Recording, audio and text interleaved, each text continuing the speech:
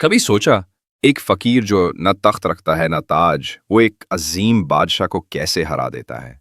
न तलवार न लश्कर, सिर्फ सच की एक चमकती करना और दिल को झुंझोड़ देने वाले चंद अल्फाज।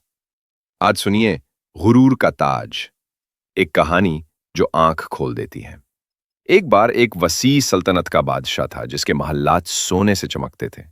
खुदाम उसके साये को चूमते थे और वजीर रोज उसकी अजमत के कसीदे गाते थे।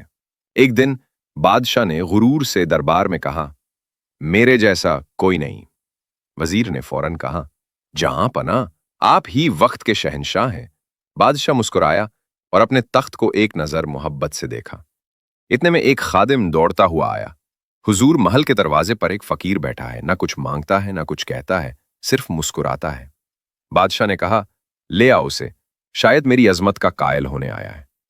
फकीर आया, हटे पुराने कपड़े, नंगे पांव, चेहरा नूर से चमक रहा था और आंखों में एक अजीब सुकून था।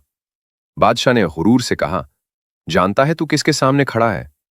फकीर ने नजर नीची रखते हुए कहा, एक बंदे के सामने जो अपने आप को सबसे बाला समझ बैठा है, मगर जिसकी सांस का इख्तियार भी उसके हाथ में नहीं।